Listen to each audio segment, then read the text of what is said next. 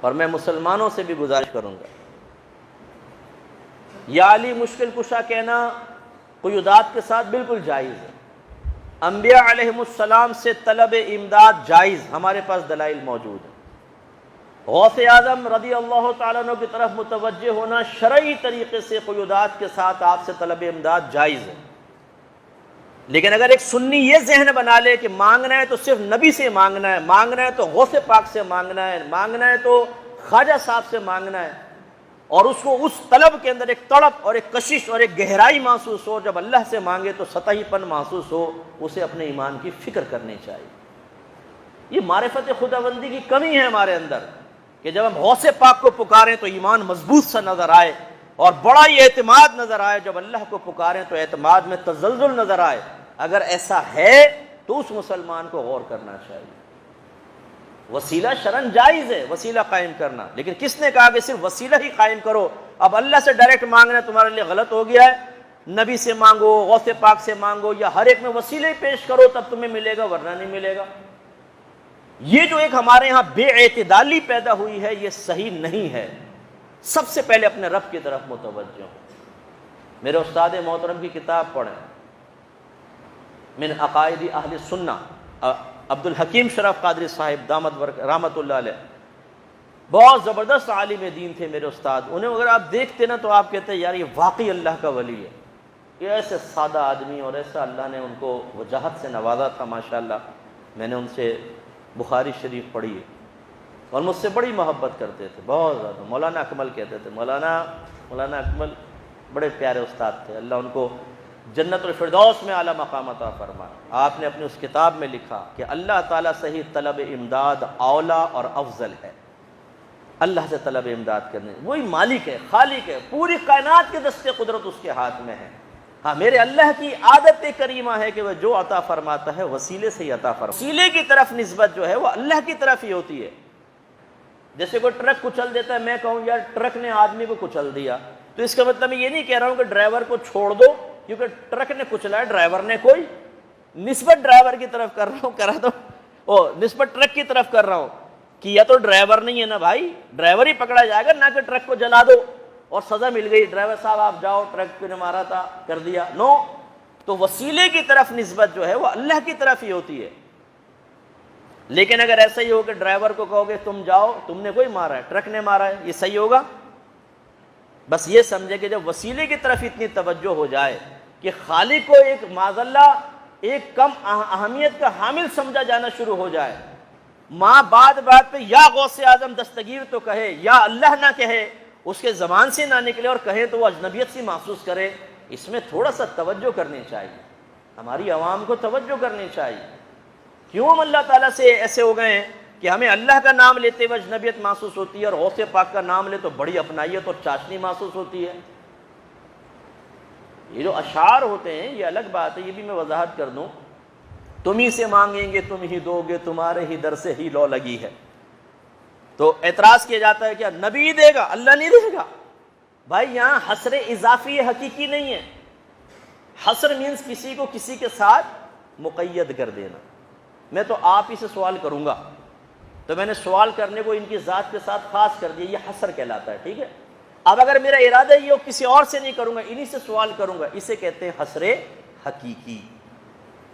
اور بعض اوقات ہوتا ہے کہ میں اپنائیت کا اظہار کرنا چاہتا ہوں، اوروں سے بھی پوچھتا ہوں، لیکن کہوں گا میں تو آپ ہی سے کروں گا، اور ارادہ یہ نہیں ہے کہ کسی اور سے نہیں پوچھوں گا، بلکہ یہاں اپنی محبت کا اپنے اعتماد کا یقین دلانا مقصود ہے، اسے کہیں گے حصر اضافی۔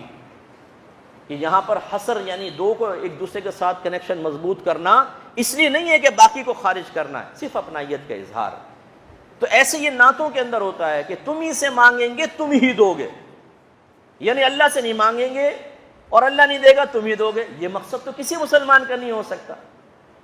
لیکن یہ نتیجہ عوام الناس محسوس کر سکتی ہے۔ اس طرح کے شعر سن سن کے عوام کا یہ ذہن بن گیا ہے کہ اب دے گا تو اللہ کا ولی دے گا، دیں گے تو نبی دیں گے تو غوث پاک ہی دیں گے، اور وہ مسلسل اسی طریقے سے اپنی ہر دعا میں غوث پاک کرم فرمائیں، غوث پاک کرم فرمائیں۔ ہمیں یہ عوام کو سمجھانا کہ بہت سی چیزیں حد اعتدال میں بالکل جائز ہوتی ہیں، لیکن جب آپ اعتدال کو پھلانگ کے تھوڑے آگے بڑھتے ہیں تو اس میں بعض اوقات نقصان ہو سکتا ہے کہ آپ کی آنے والی نسلوں کو وہ معرفت حاصل نہیں ہوگی جس معرفت کے ساتھ آپ نے دونوں چیزوں میں فرق کر کے اور آپ چل رہے ہیں۔ جیسے اب میں آپ کو سمجھا رہا ہوں، اگر آپ اپنے بچوں کو نہ سمجھائیں اور آپ کے گھر میں یہی ہو، بھئی ہم تو غوث پاک بڑا کرم فرماتے ہیں، میرے تو سرکار نے کرم کیا، خواجہ صاحب کی دیکھ پکائی، خواجہ صاحب نے کرم کر لیا، یہ باتیں مسلسل چل رہی ہیں، زیادہ یہ چل رہی ہیں، کبھی کبھار یہ بھی ابھی اللہ نے کرم کر دیا، تو بچوں کا ذہن کیا بنے گا کہ اگر کرم ہوتا ہے تو نبی کی بارگاہ سے ہی ہوگا، غوث پاک کی ہوگا، خواجہ صاحب کی چھٹی فلاں فلاں، تو وہ بچے اس طرف مائل ہو جائیں گے، بہت زیادہ ایک ذہن بن جاتا ہے۔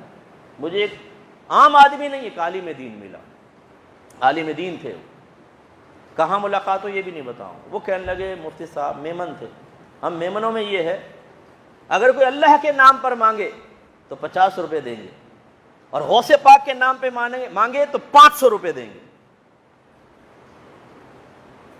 بڑی بات۔ اب میں اس کو غلط نہیں کہہ رہا ہوں، میں نے ان سے بحث بھی نہیں کی، یہ وجہ فرق کیوں ہے بتائیے، کیوں ہے وجہ فرق؟ غوث پاک کو بھی اگر مقام غوثیت حاصل ہوئی تو میرے رب کا کرم ہے، اللہ تعالیٰ نہ چاہے تو نہیں۔ آپ حضرت کو غوث کہہ کے چپڑ جائیں گے کہ حضور ہماری حاجات پوری کریں، کیونکہ حضرت مقام غوثیت پر نہیں ہے نا، اس کا مطلب ہے غوث ہوگا تو وہ غوث اللہ نے بنایا، ان کو مقام مرتبہ دیا، لیکن آپ اس انداز سے چیز کو بیان کر رہے ہیں کہ جس میں غوث پاک سے اظہار عقیدت تو ہے لیکن تقابل میں اللہ کا ذکر کر رہے ہیں، اس تقابل سے عام ذہن کیا نتیجہ مرتب کرے گا مجھے بتائیے؟ میں اس کا بھی مخالف ہوں، اور میں نے کئی جگہ جلسوں کے اندر برملا ٹوکا ہے اور کویسچن کیا ہے نقیب محفل سے، نعرہ تکبیر میں 1 ہاتھ اٹھاؤ، نعرہ رسالت میں 2 ہاتھ اٹھاؤ، کیوں؟ میں نے ایک نقیب محفل سے کہا، میں نے کہا کیوں؟ اللہ کے نام پر 1 ہاتھ اور غوث سرکار کے نام پر 2 ہاتھ کیوں؟ مجھے سمجھاؤ، کیا ہے اس کے پیچھے لاجک، کیا کہنا چاہتے ہو؟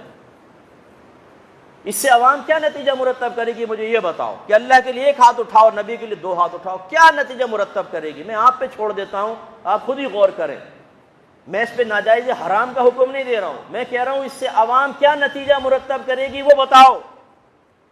کون سا اس میں اظہار عقیدت نبی کریم کے ساتھ ایسا پوشیدہ ہے جس میں اللہ کی بھی عظمت بن رہی ہو اور نبی کریم کی عظمت بھی ظاہر ہو رہی ہو؟ نعرہ تکبیر میں 1 ہاتھ، نعرہ رسالت میں 2 ہاتھ، کیوں بھائی؟ کس وجہ سے؟